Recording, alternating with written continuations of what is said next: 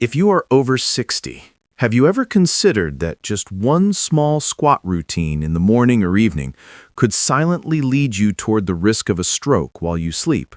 One moment you feel strong, walking around your living room, doing a few familiar moves, and the next morning you wake up unable to speak clearly, with one side of your body collapsing. Can you imagine the shock of that moment? I am a neurologist, and I must confess to you, I have witnessed far too many elderly patients in this very situation. What pains me the most is that nearly all of them believed they were doing the right thing to become healthier, to live longer, to spend more years with their children and grandchildren. And yet, tragically, squats, a movement that seems harmless, have turned into a ticking time bomb in their bodies when done the wrong way, at the wrong time, or in a state of health that is not suitable. Don't you find that paradox both frightening and heartbreaking? In this video, I will reveal the 9 most common mistakes people over 60 make when doing squats. Mistakes I have seen in real clinical practice.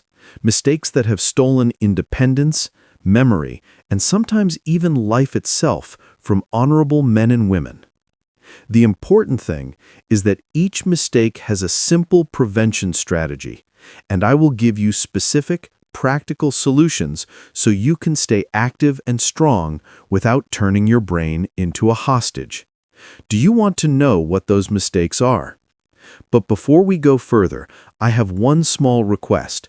If you haven't subscribed to this channel yet, please click the subscribe button and turn on the notification bell, because I truly believe that just one timely piece of information can save a life. And if you find what I share helpful, type the number 1 in the comments. If you're not convinced yet, type 0 so I'll know how to do better for you. Are you ready to discover the first mistake?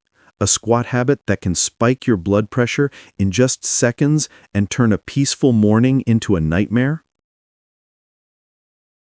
The very first mistake I want to warn you about is squatting too deep. Have you ever seen a workout video where young people lower themselves almost to the floor, thighs parallel to the ground, and thought, I should do that too to stay strong? What's the problem here? When you squat deeply, especially in old age, your chest and abdomen are compressed, blood surges upward, and your blood pressure spikes without you realizing it. With arteries already stiffened by age, this sudden pressure surge is like slamming the gas pedal on an old car.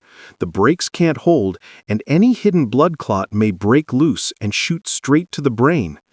Have you ever thought that something as simple as sitting down and standing up could put your brain in such danger? The solution is very simple. Instead of deep squats, do half squats, using a stable support like a chair or kitchen counter, and always breathe steadily while exercising. Safe is what truly means strong. And if you still think squats are only dangerous when done too deep, wait until you hear about the next mistake, squatting immediately after waking up. Have you ever done that to wake up your body each morning? The second mistake is squatting right after you open your eyes. It sounds harmless, doesn't it? But remember, after a night of sleep, your body is slightly dehydrated, your blood is thicker, and your blood pressure tends to surge as you wake up. If you force yourself to squat at that very moment, you are pushing a circulatory system that's still half asleep into extreme stress. How does science explain this? During sleep, blood pressure drops, but on waking, it rises rapidly so the brain and body can function again. In younger people, the vessels adapt easily, but after 60, blood vessels stiffen, the heart reacts more slowly, and just one sudden squat can interrupt blood flow to the brain, or dislodge a silent clot. Have you ever wondered whether that healthy morning habit is actually the most dangerous moment of your day? If you want to stay safe, begin your morning gently. Sit up slowly, drink a warm glass of water, give your body a few minutes to adjust, and only then start moving. And if you think simply changing the timing is enough, listen to the next mistake, squatting while taking blood pressure medication or diuretics. Do you take heart medications every day? The third mistake is squatting while you are on blood pressure lowering drugs or diuretics. What happens then? These medications reduce blood pressure or flush out excess fluids.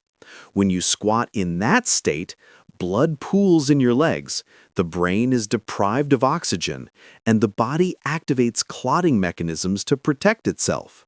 But in old age, blood clots don't dissolve as quickly as they once did. Just one simple movement of sitting down and standing up can be enough to starve the brain. Are you now asking yourself, could the very pills that save your life each day turn into a danger when combined with squats? What's the solution? If you're taking blood pressure medication or diuretics, always squat slowly with a stable support, never squat right after taking your pills, and remember to stay hydrated. Most importantly, share your exercise habits with your doctor so you can receive tailored guidance. But even if you do all that correctly, there's still one small detail that can turn squats into a hidden danger. Just one wrong breath is enough to ignite a stroke. Do you want to know why holding your breath during a squat can be so dangerous? The fourth mistake I want you to pay attention to is holding your breath while squatting. It may sound trivial, right? Because many people instinctively hold their breath when exerting themselves, especially while standing up. But after 60, just one wrong breath can turn your brain into a ticking time bomb. Why is it so dangerous? When you hold your breath, pressure inside your chest rises sharply, less blood returns to the heart, and your blood pressure first drops, then surges when you exhale. These sudden swings are something fragile vessels in old age cannot adapt to. If there is already plaque or a small clot in the arteries, that fluctuation can dislodge it and send it straight to the brain. Have you ever thought that the most harmless thing of all, your own breath, could betray you in the middle of a short workout? The solution is simple, yet it has saved countless lives. Exhale as you stand up, inhale as you lower down, and never hold your breath. Just one small change in your breathing is enough to protect your brain for a lifetime. But even if you breathe correctly and move correctly, there's still another mistake that can push your body past its limits: doing too many squats without rest. Have you ever wondered if your own discipline could become a double-edged sword that harms your already tired circulatory system? The fifth mistake is overtraining, doing too many squats without rest. I know, for many older adults, maintaining a workout routine is a source of pride, a way of proving that age hasn't beaten them yet. But the truth is, at 70, your body doesn't recover the way it did at 30. Science explains that when you overtrain, cortisol, the stress hormone, rises, your blood thickens, and your body creates the perfect environment for blood clots to form. At older ages, blood vessels are less elastic, the heart pumps less efficiently, and the body can no longer self-regulate as before. The result? The brain doesn't get enough oxygen, memory becomes confused, and stroke risk rises. Have you ever thought that your very persistence could become a burden to a circulatory system that's already exhausted? The solution is clear. Rest as much as you train. For older adults, rest is not weakness, it is wisdom.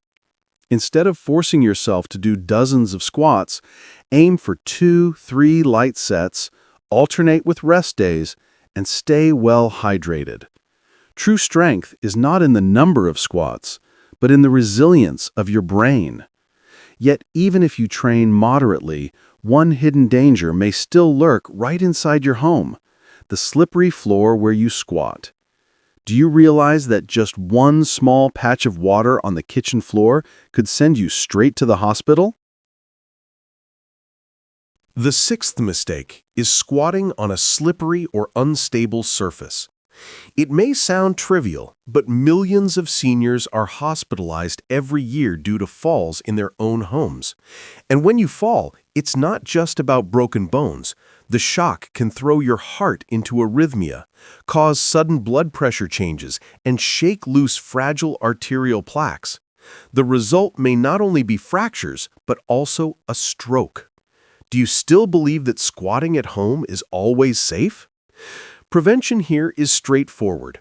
Always check the floor, use non-slip mats, wear shoes with good grip, and squat near something stable to hold onto.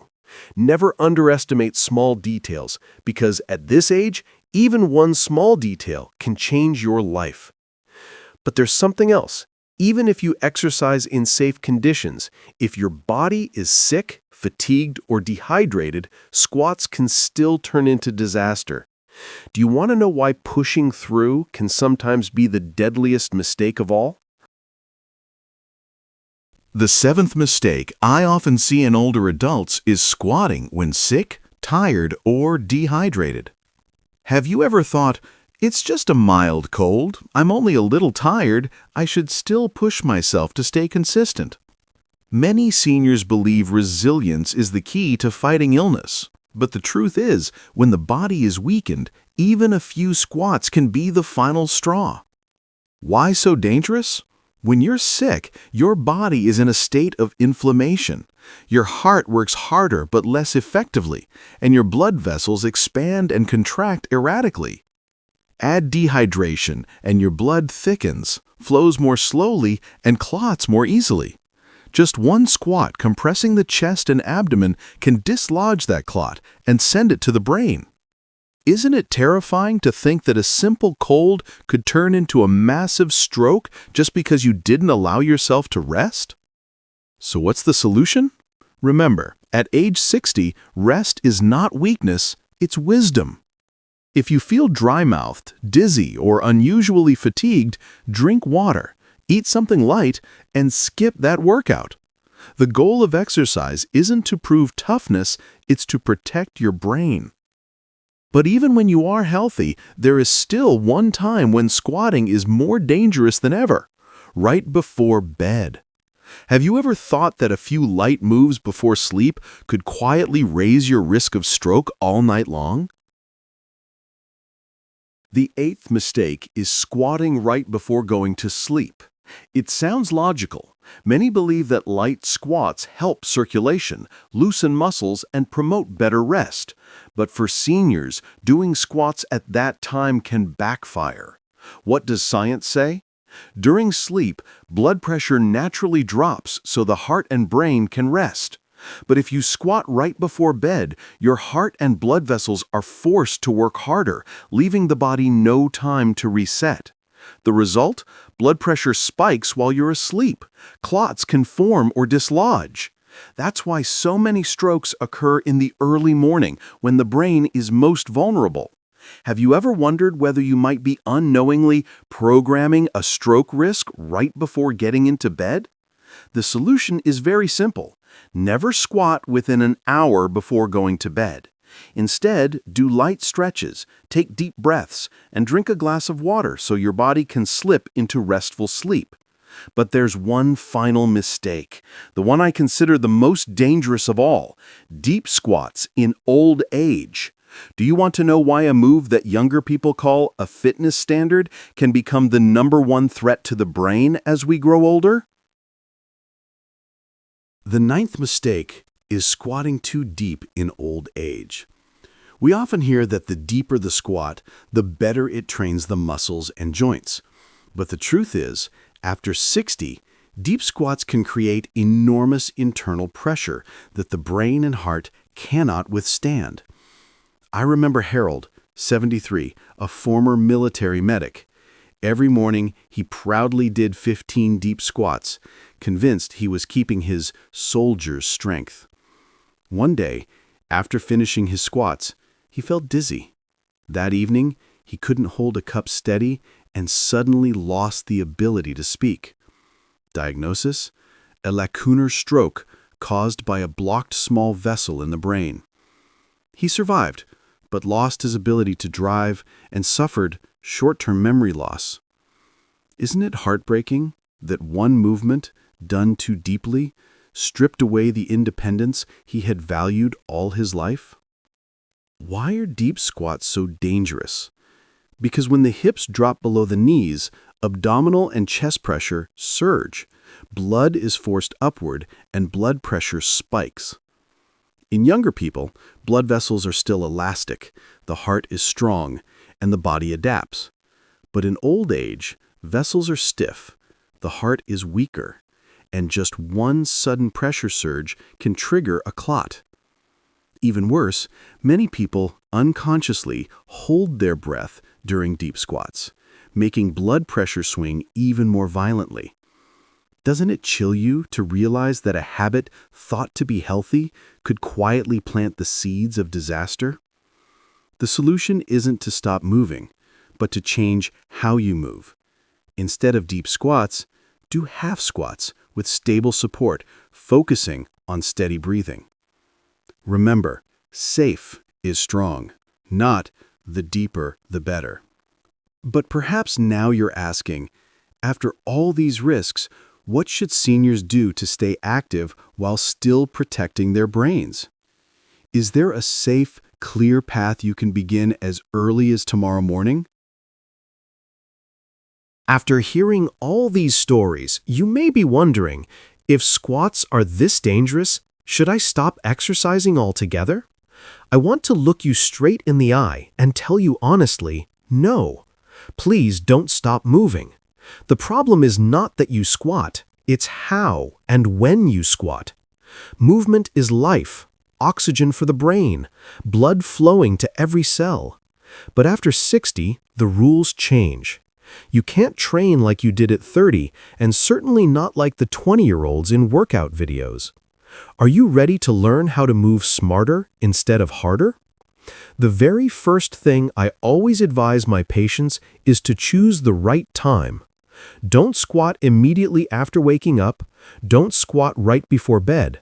Your body needs stability, not shocks. Aim for late morning or early afternoon, when you've had a light meal, hydrated well, and your circulation is at its best. Have you noticed how simply shifting the timing can dramatically lower your risk? The second principle is to shorten and simplify the movement. You don't need to squat deeply. Try the chair squat, a half squat with a chair or sturdy support. Your goal isn't Olympic legs, but gentle circulation, just enough to send oxygen to the brain without putting it under excessive pressure. Can you imagine how big a difference such a small change could make? The third principle is to treat water like medicine. Dehydration thickens the blood, slows circulation, and makes clots easier to form. That's why you should drink a glass of warm water before any physical activity. I've seen this simple adjustment save lives. Are you drinking enough water every day, or do you usually forget until it's too late? The fourth principle, and the most important one, is to listen to your body. Don't dismiss dizziness as just part of aging. Don't assume fatigue is normal. These are whispers from your brain, warning that something inside is out of balance. Stop, rest, and reset. You don't prove wisdom by pushing through pain. You prove it by knowing when to pause. Are you ready to see rest as part of the exercise itself? And finally, remember that movement does not stand alone. What you eat directly affects your brain. Salmon, leafy greens, walnuts, berries, oats, all protect blood vessels and nourish the brain. Exercise and nutrition go hand in hand. Are you giving your brain clean fuel every day? As we age, every decision matters more. Every movement has an impact, and every habit can either protect your brain or silently endanger it. The good news is, you have the power to choose. You can start tomorrow morning. Drink water, move gently, do half squats with a sturdy chair, and eat a brain-healthy breakfast. Small changes, but enough to protect you from silent strokes. Don't you want your tomorrow morning to be safer and clearer than today? I want to hear from you. Take a minute to reflect and share in the comments. What did you learn today, and how do you plan to apply it in your life? If you found this video helpful, type 1. If not, type 0 so I'll know how to improve. And don't forget to like, share this video with loved ones over 60, and subscribe to the channel so you don't miss health tips that could save a life. Thank you for watching. I wish you a full, healthy, and safe life, because your brain deserves protection every single day.